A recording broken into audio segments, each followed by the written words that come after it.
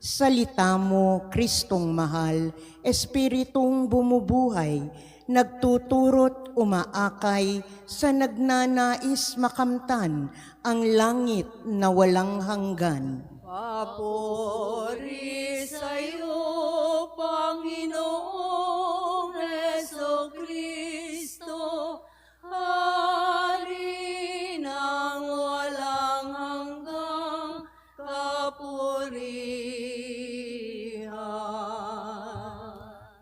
Sumainyo ang Panginoon. At sumaiyo rin. Ang mabuting balita ng Panginoon ayon kay San Juan. Papuri sa iyo, Panginoon.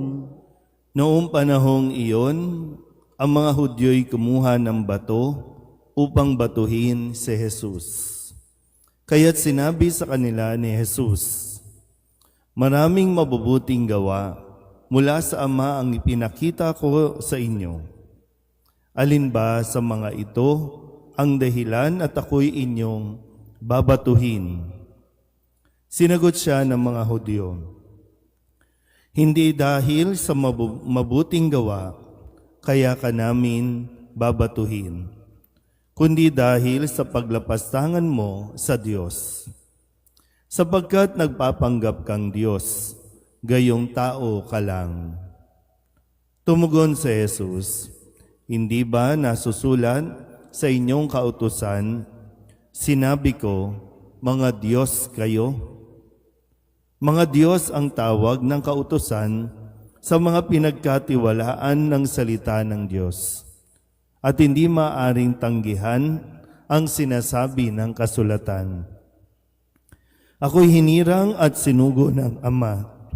Paano ninyong masasabi ngayon na nilalapastangan ko ang Diyos sa sinabi kong, ako ang anak ng Diyos?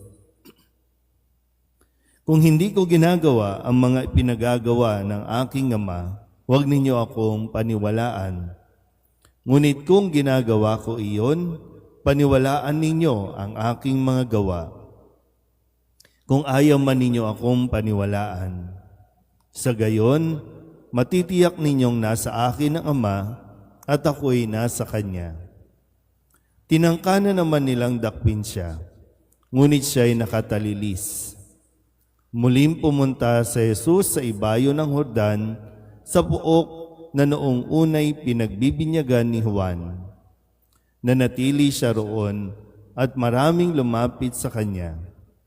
Sinabi nila, "Si Juan ay walang ginawang kababalaghan, ngunit totoong lahat ang sinabi niya tungkol sa taong ito." At dooy maraming sumampalataya kay Jesus. Ang mabuting balita ng Panginoon. Pinupuri ka namin, Panginoong Hesukristo. Isang magandang umaga po sa inyong lahat. Ngayon po ay Biyernes sa ika-5 linggo ng ating 40 araw na paghahanda at 2 araw na lang ay atin na pong gugunitain ang maringal na pagpasok na Jesus sa Jerusalem o ang pagdiriwang natin ng Linggo ng Palaspas. At ngayon sa ating Ebanghelyo, painit ng painit ang mga eksena, ang mga tagpo, kung kaya sabi nga dito, ninais nilang batuhin o kumuha na sila ng bato at nais silang batuhin si Jesus.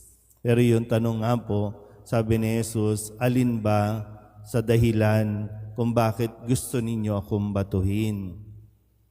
Alin ba sa mga sinasabi o mga ginagawa ni Jesus ang nag-udyok sa kanila? Kumbaga, nagtitrigger sa mga Hudyo para batuhin si Jesus. At matutunghayan natin yan, hindi lang pambabato ang kanilang gagawin, kundi isasakdal nila, pararatangan ng kasinungalingan si Jesus para siya ay madakip at maiharap, mahatulan ng kamatayan. Sa ating unang pagbasa, ganito rin ang karanasan ni Jeremias. Sabi nga po, mismong mga kaibigan niya, mismong matatalik, malapit sa kanya, ang nagtatangka ng masama sa kanya, ang nagbubulong-bulungan para siya po ay patayin o siraan. So, siguro magandang paanyaya sa atin na kung sakasakali,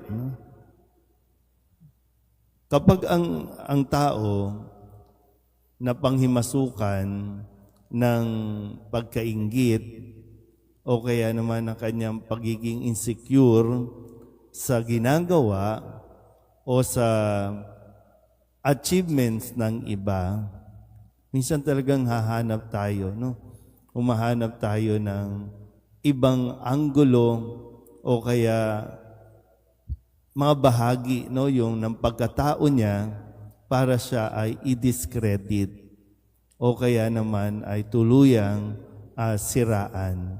Minsan wala kang maibato sa kanya kasi sa itsura, okay siya. So wala doon. Sige, subukan natin. Sa pamilya. Yung pamilya, hiwalay ang asawa, yan ang gagamitin para siraan. Kaya maganda po na lagi natin sinusuri ang ating mga nagiging damdamin sa ating pong kapwa. Huwag nating hayaan na may masirang ibang tao.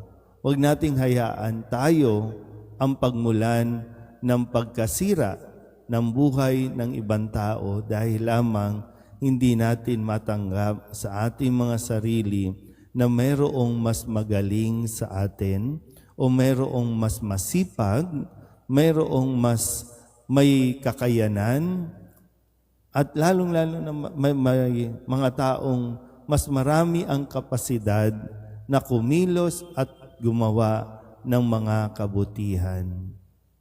Kapag ang inggit, insecurities natin, ang kumontrol sa atin, hindi malayong magsisiraan ang bawat isa.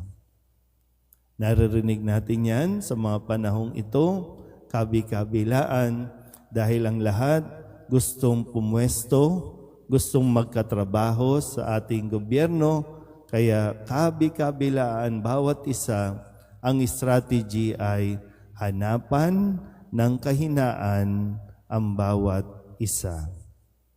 Nakakahiya man mapakinggan, pero yun ang realidad pagdating sa ating pong politika.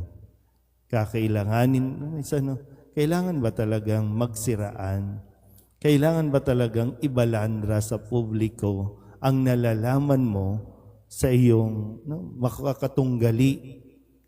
Dali yung iba yung pagkakatunggali na nauuwi sa nagiging kaagaw mo o kalaban mo sa iyong paglilingkod. Gusto lang naman maglingkod. Bakit hindi gawin kung ano ang iyong magagawa? At bakit kailangan pigilan ang ibang tao na nagsusumikap maging mabuti sa kanilang paglilingkod? So sana po, hindi tayo at wag tayo ring mahulog sa ganong mentality. Amen?